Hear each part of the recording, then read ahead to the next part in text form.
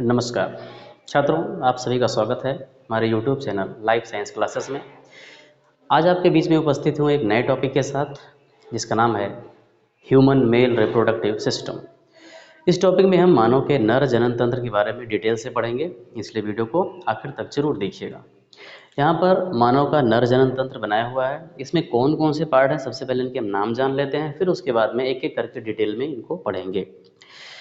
नर जनन तंत्र में सबसे पहला जो पार्ट और मुख्य अंग होता है ये है टेस्टिस एंड स्क्रोटम। ठीक है, टेस्टिस क्या है? ये दो टेस्टिस होती हैं प्रत्येक नर में, चाहे वो मानव हो या अन्य स्तनधारी हो। ठीक है, स्तनधारियों की पहचान ही है टेस्टिस का होना।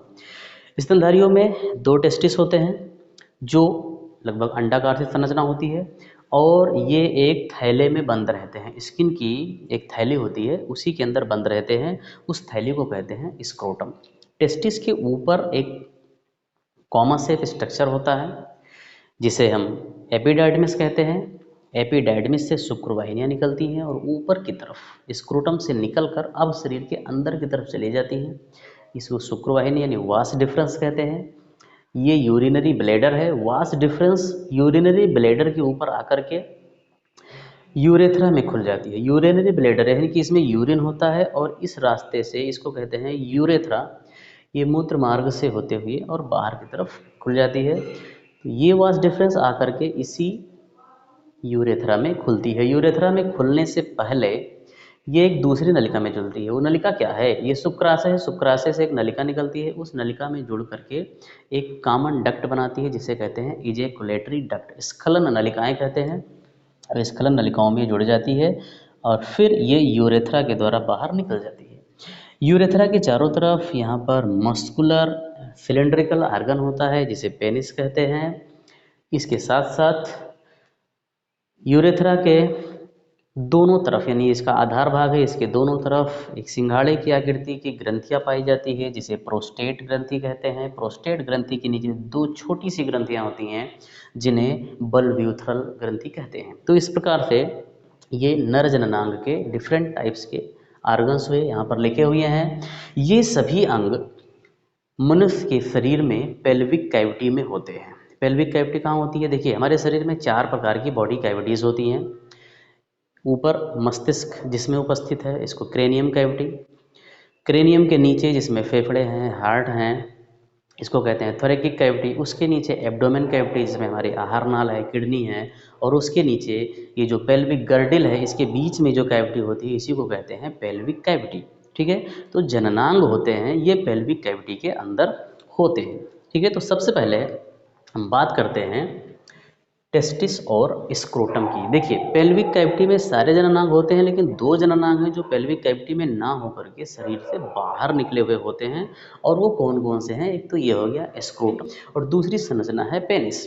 यानी पेनिस और स्क्रोटम पिछले पैरों के बीच में ये सामने की ओर लटके हुए दिखाई देते हैं। बाकी जितने आर्गन्स हैं ये पेल्विक कैविटी के अंदर सुरक्षित होते हैं। तो हम बात करते हैं टेस्टिस की। देखिए, टेस्टिस क्या है? टेस्टिस एक ओवल शेप अंडाकार गुलाबी रंग की संरचना है। ह्यूमन जो नॉर्मल ह्यूमन है उसमें इसका आकार लगभग 5 सेंटीमीटर का होता है और डायमीटर इसका 2.5 सेंटीमीटर होता है। दो टेस्टिस होते हैं और ये स्क्रोटम में होते हैं। यहाँ पर जो थैली है इसमें उपस्थित होते हैं। जब भ्रूणीय विकास होता है यानी बच्चा जब माँ के गर्भ में पल रहा होता है तो इसके चौथे सप्ताह में ही टेस्टिस का फॉर्मेशन शुरू हो जाता है। लेकिन टेस्टिस स्क्रोटम में नहीं बनते हैं। टेस्टिस बनते कहाँ हैं? इस पेल्विक कैविटी के ऊपर की कैविटी जिसको एब्डोमेन कैविटी कहते हैं, ये एब्डोमेन कैविटी में बनते हैं किडनी के पास। ठीक है, लगभग 12 से 16 सप्ताह तक इनका फॉर्मेशन पूरा हो चुका होता है और धीरे धीरे फिर ये एब्डोमेन कैविटी से नीचे सरकना शुरू करते हैं। फिर पेल्विक कैविटी में आते हैं और पेल्विक कैविटी से फिर ये बाहर की तरफ निकल जाते हैं और स्किन की एक पतली सी थैली में बंद हो जाते हैं। इस थैली को स्क्रोटम कहते हैं। ठीक है, यानी जब एम्ब्रियो 27 सप्ताह का होता है तब से और 33 सप्ताह के बीच में टेस्टिस स्क्रोटम में पहुंच जाता है। कभी कभी क्या होता है कि बच्चे के जन्म के पश्चात भी देखा जाता है कि स्क्रोटम में टेस्टिस नहीं है, या है तो एक है एक नहीं है। तो ये एक डिफॉर्मिटीज़ होती है और इसको क्रिप्टोर्किडिज्म कहते हैं, ठीक है। हालांकि जन्म के 3 महीने के अंदर अंदर टेस्टिस अपने आप स्क्रोटम में आ जाते हैं, ठीक है। तो अब हम स्क्रोटम देखते हैं कि स्क्रोटम की जो एनाटॉमी है वो किस प्रकार से है और हमारे शरीर में स्क्रोटम का हमारे शरीर में क्या रोल है, आखिर ये हमारे शरीर के बाहर ही क्यों होता है। स्क्रोटम क्या है, एक थैलीनुमा संरचना है, यहाँ पर हम बना रखा है। फिलहाल मैं दोबारा इस तरीके से एक रफ डायग्राम के थ्रू आपको दिखा रहा हूँ। ये स्क्रोटम पोजीशन कहाँ होती है, पेल्विक कैविटी के आधार पर। ये होते कहाँ पर हैं, पेल्विक कैविटी से निकलकर दोनों पैरों के बीच में लटके हुए होते हैं। ये क्या है, एक स्किन की फोल्ड होती है, इनके चारों तरफ एक दीवार होती है और ये बीच में डिवाइड होते हैं। सॉरी, ये स्क्रोटल सेप्टम के द्वारा आधे आधे भाग में डिवाइड होते हैं और दोनों भाग ऊपर की तरफ पेल्विक कैविटी से जुड़े हुए होते हैं।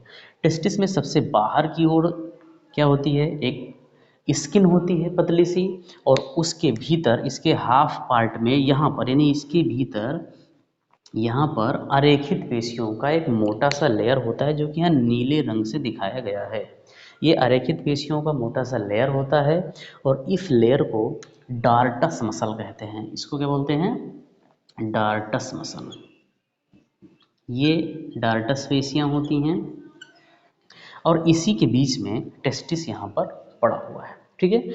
ये टेस्टिस क्या होता है, एक टेस्टिकुलर कैप्सूल से ढका होता है, संयोजी ऊतक का बना हुआ कैप्सूल होता है। इस टेस्टिस के ऊपरी भाग में यहाँ पर रेड कलर की एक मांसपेशी दिखाई गई है जो पूरे टेस्टिस को ढके हुए होती है और इस मांसपेशी का नाम है क्रीमास्टर मसल्स। इसको क्या बोलते हैं, क्रीमास्टर पेशियाँ, ठीक है। तो ये क्रीमास्टर पेशियाँ टेस्टिस को चारों तरफ से ढके हुए होती हैं। ये दोनों जो स्क्रोटम के भाग हैं, ऐसा नहीं है कि ये सॉलिड हैं, इनका बॉडी से कोई कनेक्शन नहीं है। ये अंदर से खोखले होते हैं और एक कैनाल के द्वारा ऊपर जुड़े हुए होते हैं, जैसा कि हमने इसमें दिखाया है। यहाँ पर एक कैनाल है, इस कैनाल को कहते हैं इंगुनल कैनाल, और इसी कैनाल में टेस्टिस से निकलने वाली ये जो शुक्रवाहिनी है इसी कैनाल से होते हुए ऊपर की तरफ चली जाती है। और टेस्टिस में न्यूट्रिशन के लिए ब्लड सप्लाई भी होती है, नर्व सप्लाई भी होती है, वो सब इसी इंगुनल कैनाल से होते हुए टेस्टिस में आती है। तो इस प्रकार से ये vas deferens, nerves, blood vessels, lymph vessels, ये सभी एरियोलर कनेक्टिव टिश्यू से आपस में कनेक्ट होते हैं, जुड़े होते हैं और एक कार्ड लाइक स्ट्रक्चर बनाते हैं जिसे स्पर्मेटिक कार्ड कहते हैं। ये सभी स्ट्रक्चर ये आपस में जुड़ करके यहाँ पर ये कार्ड बना लिए और इसी को कहते हैं स्पर्मेटिक कॉर्ड, ठीक है। ये टेस्टिस है, टेस्टिस में बनते क्या हैं, टेस्टिस में स्पर्म का फॉर्मेशन होता है और इसके अंदर मेल हार्मोन्स बनते हैं, यानी हमारे शरीर का एक बहुत ही महत्वपूर्ण अंग है, ठीक है। अगर ये टेस्टिस नहीं होगा तो मेल्स के जो कैरेक्टर्स होते हैं कभी डेवलप नहीं होंगे और उसमें जनन की क्षमता विकसित नहीं होती है, ठीक है। तो जब टेम्परेचर डाउन हो जाता है तो यहाँ जो डार्टस मसल्स हैं इनमें कंस्ट्रक्शन शुरू हो जाता है। ये डार्सल मसल्स क्या होती हैं, संकुचित होती हैं। तो संकुचित होने से के साथ साथ टेस्टिस का जो ये आकार है यानी स्क्रोटम है ये छोटा हो जाता है, आकार में छोटा हो जाता है। इसके साथ साथ जो क्रीमास्टर मसल्स है इसमें भी संकुचन होता है जिससे टेस्टिस सिकुड़ कर पेल्विक कैविटी में जाके चिपक जाता है, यानी बॉडी से चिपक जाता है। क्यों चिपक जाता है, क्योंकि स्पर्म के फॉर्मेशन के लिए प्रॉपर टेम्परेचर बॉडी से ही मिलता है। इसका जो टेस्टिस का टेम्परेचर होता है ये हमारे शरीर के तापमान से लगभग 2 से 3 डिग्री कम होता है। अब सर्दी के मौसम में जब तापमान ठंडा हो जाता है तो यहाँ पर इसका तापमान में भी गिरावट होती है, इसलिए इसकी पेशियों में संकुचन होता है और ये छोटा होकर के बॉडी से चिपक जाता है जिससे इसको प्रॉपर टेम्परेचर मिलता है। लेकिन गर्मियों के टाइम पे टेम्परेचर बढ़ जाता है जिससे ये फिर से इस पेशियों में क्या होता है, पेशियाँ अपने अवस्था में आती हैं और स्क्रोटम फिर से नीचे की तरफ लटक जाता है, ठीक है। तो ये जो क्रीमास्टर मसल्स और डार्टस मसल्स ये स्क्रोटम के रेगुलेशन का काम करती हैं, ठीक है। स्क्रोटम को छोटा और बड़ा करने का काम करती हैं ताकि टेस्टिस में स्पर्म का फॉर्मेशन ठीक प्रकार से हो सके। ये टेस्टिस का वीएस है। आंतरिक संरचना देखते हैं तो क्या दिखाई पड़ता है कि टेस्टिस चारों तरफ से टेस्टिकुलर कैप्सूल से ढकी हुई है, चारों तरफ से संयोजी ऊतक के बने हुए टेस्टिकुलर कैप्सूल से ढकी हुई है। और इस कैप्सूल में 2 लेयर होती है। ये बाहर की तरफ जो लेयर है इसे कहते हैं ट्यूनिका वेजाइनलिस, और ये भीतर की लेयर है इसको कहते हैं ट्यूनिका एल्बुजिनिया। ट्यूनिका वेजाइनलिस जो होती है वो बाहर की तरफ से कंटिन्यू होती है, ठीक है, लेकिन इसके पिछले भाग में क्या होती है, ये एब्सेंट होती है। लेकिन भीतरी पर ट्यूनिका वेजाइनलिस पूरे टेस्टिस की आंतरिक सतह पर होती है और अंदर ही अंदर ये फोल्डेड होती है। फोल्डेड स्ट्रक्चर दिख रहा है। इस फोल्ड बनने के कारण टेस्टिस में 2 से 400 के बीच में छोटे छोटे इस टाइप के लोब्स बन जाते हैं, चेम्बर बन जाते हैं, और प्रत्येक चेम्बर में शुक्रजनन नलिकाएं होती हैं, ठीक है। यानी कि ये जो ट्यूनिका अल्बुजिनिया है, अल्बुजिनिया के फोल्डिंग से इसके अंदर छोटे छोटे लोब्स बन जाते हैं और प्रत्येक लोब में 3 से 5 शुक्रजनन नलिकाएं होती हैं और इसी नलिकाओं में शुक्राणुओं का निर्माण होता है। इन नलिकाओं के अतिरिक्त इसके बीच बीच में, इनके बीच बीच में कोशिकाएं होती हैं, अंतःस्रावी कोशिकाएं होती हैं, जिन्हें इंटरस्टिशियल सेल या लीडिक सेल कहते हैं। इनमें रक्तवाहिनियां भी होती हैं, तंत्रिका कोशिकाएं भी होती हैं। ये सारी चीज़ें टेस्टिस के अंदर होती हैं। यहाँ पर ये पूरा उलझ करके एक जाल बना के रखती हैं। ये अपने पश्च भाग की तरफ सारी नलिकाएं मिल करके बाहर की तरफ निकलती हैं। तो यहाँ पर छोटी छोटी नलिकाओं का एक जाल होता है। जब ये बाहर की तरफ निकलती हैं तो छोटी छोटी नलिकाओं के जाल में खुल जाती हैं और उन नलिकाओं को कहते हैं रेटी टेस्टिस। यहाँ पर क्या होता है, रेटी टेस्टिस होता है। रेटी टेस्टिस से फिर से ये नलिकाएं बाहर निकलती हैं तो थोड़ी ये सीधी हो जाती हैं, जैसा कि दिखाया गया है, सीधी नलिकाएं दिखाई जा रही हैं। इन सीधी नलिकाओं को वास एफ्रेंस कहते हैं और वास एफ्रेंस टेस्टिस के पीछे की तरफ निकलने के बाद फिर से जुड़ जाती है और एक बड़ी सी नलिका बना लेती है। और यही नलिका काफ़ी कुंडलित होकर के टेस्टिस के अधिकांश भाग को घेरे रहती है और इस संरचना को कहते हैं एपिडाइडमिस, ठीक है। तो टेस्टिस के पिछले भाग पर एक कॉमा शेप की संरचना पाई जाती है जिसे एपिडाइडमिस कहते हैं, जैसा कि ये दिखाया गया है, ठीक है। एपिडाइडमिस में 3 भाग होते हैं। ये जो एपिडाइडमिस है इसमें 3 भाग होते हैं। ये हो गया इसका हेड, ये है इसकी बॉडी और ये इसका टेल है। मतलब हेड, बॉडी और टेल में डिवाइड होती है। हेड रीजन, यहाँ तक ये हेड रीजन है। हेड और बॉडी में ये नलिकाएं काफ़ी कुंडलित होती हैं। इनकी जो लंबाई होती है, लंबाई लगभग 6 मीटर की होती है। इसकी इसके अंदर जो नलिकाएं पाई जा रही हैं, सेमनीफेरस ट्यूब्यूल्स पाए जा रहे हैं, इसकी लंबाई 6 मीटर होती है, लेकिन ये इतनी कुंडलित होती हैं कि ये 4 सेंटीमीटर के एपिडाइडमिस में एडजस्ट हो जाती है, ठीक है। जैसे जैसे पीछे की तरफ बढ़ती हैं इनका आकुंडलन होता है और फिर एक सीधी नलिका के रूप में बाहर निकलती हैं और इसी सीधी नलिका को वास डिफरेंस कहते हैं, जैसा कि यहाँ दिखाया गया है। एपिडाइडमिस से नीचे की तरफ एक सीधी नलिका बाहर निकलती है और यह सीधी नलिका कहलाती है वास डिफरेंस।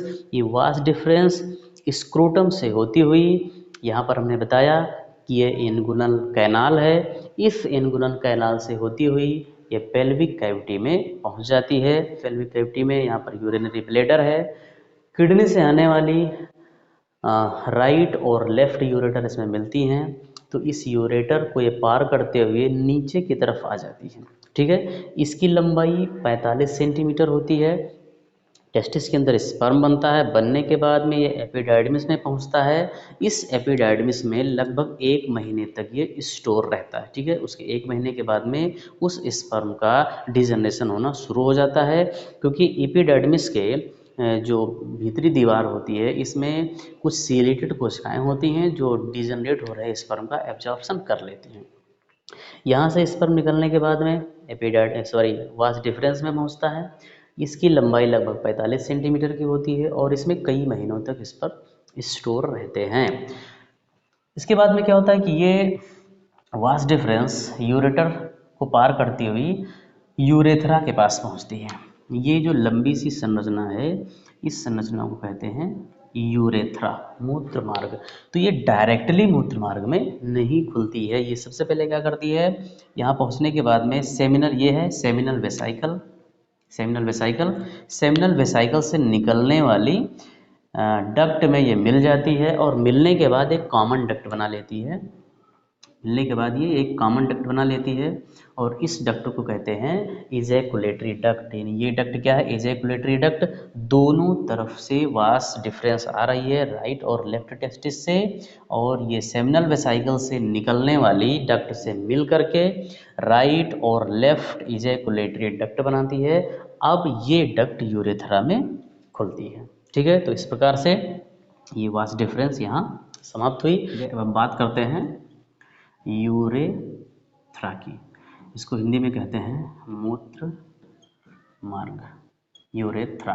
ठीक है, यूरेथ्रा कहाँ से शुरू होता है, यूरेटर, इसके यूरिनरी ब्लैडर के आधारीय भाग से, यूरिनरी ब्लैडर के आधारीय भाग से शुरू होता है और ख़त्म होता है पेनिस के टिप पर। इसकी लंबाई लगभग 20 सेंटीमीटर होती है और ये 3 भागों में डिवाइड होती है। कौन कौन से भाग हैं, प्रोस्टेटिक यूरेथ्रा, प्रोस्टेटिक यूरेथ्रा, ये पहला हो गया प्रोस्टेटिक यूरेथ्रा। दूसरा भाग है मेम्ब्रेनस यूरेथ्रा, मेम्ब्रेनस यूरेथ्रा। और तीसरा है पेनाइल यूरेथ्रा, पेनाइल यूरेथ्रा। देखिए प्रोस्टेटिक यूरेथ्रा कौन से भाग को कहते हैं, देखिए प्रोस्टेटिक यूरेथ्रा इसकी लंबाई लगभग 2 सेंटीमीटर होती है और ये कहाँ होती है, प्रोस्टेट ग्रंथियों के बीच में। ये जो ग्रंथि दिख रही है इस ग्रंथि को कहते हैं प्रोस्टेट ग्रंथि। प्रोस्टेट ग्रंथि यूरिनरी ब्लैडर के जस्ट नीचे की तरफ होती है, यानी यूरिनरी ब्लैडर के नीचे की तरफ ये ग्रंथि दिख रही है सिंघाड़े की आकृति की। एक अकेली ग्रंथि होती है जो यूरेथ्रा को चारों तरफ से घेरे रहती है, इसी को कहते हैं प्रोस्टेट ग्लैंड। तो प्रोस्टेट ग्लैंड यूरेथ्रा के जितने भी भाग को घेरता है उसी को प्रोस्टेटिक यूरेथ्रा कहते हैं और इसकी लंबाई होती है 2 सेंटीमीटर। प्रोस्टेटिक यूरेथ्रा के नीचे क्या होता है, ये प्रोस्टेट ग्लैंड है, इसके नीचे जो छोटी छोटी बल्ब यूरेथ्रल ग्रंथियां होती हैं, इस ग्रंथियों को कहते हैं बल्ब यूरेथ्रल ग्रंथियां। और बल्ब यूरेथ्रल ग्रंथियों के द्वारा घेरे जाने वाले यूरेथ्रा को कहते हैं मेम्ब्रेनस यूरेथ्रा। और ये मेम्ब्रेनस यूरेथ्रा लगभग 1 सेंटीमीटर लंबा होता है।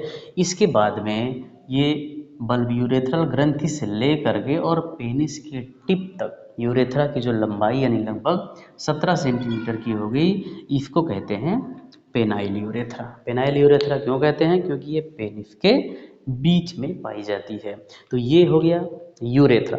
देखिए यूरेथ्रा के 2 मेन काम होते हैं। कौन कौन सा काम होता है, पहला काम तो उत्सर्जन का, यानी कि यूरिनरी ब्लैडर में जो यूरिन स्टोर होता है उस यूरिन को ये बाहर निकालने का काम करता है। और दूसरा काम होता है स्पर्म को बाहर निकालना, यानी कपुलेशन के समय जब स्पर्म का एजेकुलेशन होता है यानी स्खलन होता है तो ये टेस्टिस से स्पर्म वास डिफरेंस से होते हुए एजैकुलेटरी डक्ट से होते हुए यूरेथ्रा में मुक्त कर दी जाती है और यूरेथ्रा से ये बाहर निकल जाता है। ठीक है, तो 2 काम होते हैं, यानी कि ये जनन में भी काम करता है और उत्सर्जन में भी काम करता है, इसलिए संयुक्त रूप से यूरिनोजेनेटल सिस्टम के अंतर्गत इसको हम पढ़ते हैं। ठीक है, तो अगली संरचना है सेमिनल वेसाइकल, हिंदी में कहते हैं शुक्राशय। देखो नाम तो इसका शुक्राशय है लेकिन कभी ये सीमेन को या शुक्राणु का स्टोर नहीं करता है। ये शुक्राशय कहाँ होता है, यूरिनरी ब्लैडर, यूरिनरी ब्लैडर के ठीक नीचे, नीचे क्या इसके साइड में, यहाँ तो हमने नीचे बना दिया है लेकिन वास्तव में इसके पास में ही से जुड़ा हुआ होता है। ठीक है, ये लगभग 5 सेंटीमीटर लंबी एक थैली होती है और यूरिनरी ब्लैडर के जस्ट पास में ही होती है, इसी को कहते हैं शुक्राशय। ठीक है, शुक्राशय में जो ग्रंथियल कोशिकाएं होती हैं एक विशेष प्रकार के तरल का स्रावण करती हैं जिसे सेमिनल फ्लूइड कहते हैं। और ये सेमिनल फ्लूइड क्षारीय होता है, कैसा होता है, एल्कलाइन। ये सेमिनल फ्लूइड क्षारीय होता है। ठीक है, इसमें फ्रक्टोज, प्रोस्टाग्लैंडिन्स, सेमिनोलोजेंस आदि पदार्थ घुले हुए होते हैं। जब सेमेन का स्खलन होता है, एजैकुलेशन होता है, तो सेमिनल वेसाइकल्स अपना सेमिनल फ्लूइड भी उस सीमेन में डाल देता है, यानी कि स्पर्म में डाल देता है। तो ये जो सेमिनल फ्लूइड है ये सीमेन का अधिकांश भाग बनाता है, यानी लगभग 60% पार्ट सीमेन का सेमिनल वेसाइकल्स बनाता है। यानी टेस्टिस से जो स्पर्म आ रहे हैं लिक्विड फॉर्म में, जो स्पर्म आ रहे हैं उसमें 60% सेमिनल फ्लूइड मिल जाता है। ठीक है, यानी कि ये सीमेन का 60% भाग बनाता है। इसमें जो फ्रक्टोज होते हैं ये नरिशमेंट प्रोवाइड करने का काम करते हैं सीमेन को। प्रोस्टाग्लैंडिन्स ये स्पर्म को एक्टिव रखता है। ठीक है, स्पर्म को एक्टिव रखता है। और फेमिनोजेलिन के कारण क्या होता है कि जब एजुकुलेशन हो जाता है यानी स्पर्म बाहर की तरफ निकाल दिए जाते हैं तो उसके काउलेशन में हेल्प करता है। इसलिए स्पर्म जब तक यहाँ पर शुक्रवाहिनी में होता है तब तक वो लिक्विड फॉर्म में होता है, काफ़ी पतला होता है, लेकिन जैसे ही ये बाहर निकलता है इस फेमिनोलेजिन के कारण ये जम जाता है और थोड़ा सा गाढ़ा हो जाता है। ये अगली संरचना है प्रोस्टेट ग्लैंड। प्रोस्टेट ग्लैंड कहाँ होती है? यूरिनरी ब्लैडर के जस्ट नीचे सिंगाड़े के आकार की ग्रंथियाँ होती हैं, यानी कि इस टाइप की ये प्रोस्टेट ग्लैंड है। ऊपर यूरिनरी ब्लैडर है और यूरिनरी ब्लैडर से यूरेथ्रा नीचे की तरफ आ रहा है, यानी कि ये मूत्र मार्ग है और इसको चारों तरफ से प्रोस्टेट ग्लैंड घेर के रखती है। प्रोस्टेट ग्लैंड अंदर से कई लोब्स में डिवाइड होती है, छोटे छोटे लोब्यूल्स होते हैं और इसमें जो पदार्थ बनता है वो बनने के बाद छोटी छोटी वाहिनियों के द्वारा इसी यूरेथ्रा में मुक्त कर दिया जाता है। ठीक है, तो इसके अंदर जो लिक्विड फॉर्मेशन होता है उसको प्रोस्टेट फ्लूइड कहते हैं। प्रोस्टेट फ्लूइड कहते हैं और प्रोस्टेट फ्लूइड यूरेथ्रा में आता है। एजुकुलेशन जिस समय एजुकुलेशन होता है तो इधर तो सेमिनल वेसाइकल्स लगभग सीमेन का 60% भाग रिलीज कर देता है और प्रोस्टेट ग्लैंड भी जो प्रोस्टेट फ्लूइड रिलीज करती है ये सीमेन का 25% भाग बनाती है। प्रोस्टेट फ्लूइड में citrate, phosphatase, pepsinogen, lysozyme, hyaluronidase इस प्रकार के विभिन्न प्रकार के एंजाइम्स होते हैं और ये माध्यम को थोड़ा सा अम्लीय बनाता है। इसके साथ साथ जो सेमिनल वेसाइकल्स में प्रोस्टाग्लैंडिन्स था, सेमिनोलेजिन था, सेमिनल वेसाइकल्स में सेमिनोलोजिन जो सीमेन को गाढ़ा करने का काम करता था, ये इसमें पाया जाने वाला प्रोस्टेट फ्लूइड ये इसके स्कंदन को थोड़ा कम कर देता है, इसलिए सीमेन ज़्यादा विस्कस नहीं होता है। लगभग 50 वर्ष की आयु के बाद में प्रोस्टेट ग्रंथि आकार में बढ़ने लगती है। आकार में बढ़ती है तो ये यूरेथ्रा के मार्ग को, जब आकार में बढ़ेगी तो यूरेथ्रा के मार्ग को ये कम कर देती है जिससे यूरिनेशन में काफ़ी दिक्कत होती है, दर्द शुरू हो जाता है। तो डॉक्टर इसको ऑपरेशन करके हटा देने की ही सलाह देते हैं, हालांकि 50 वर्ष के बाद इसका कोई उपयोग नहीं रह जाता है।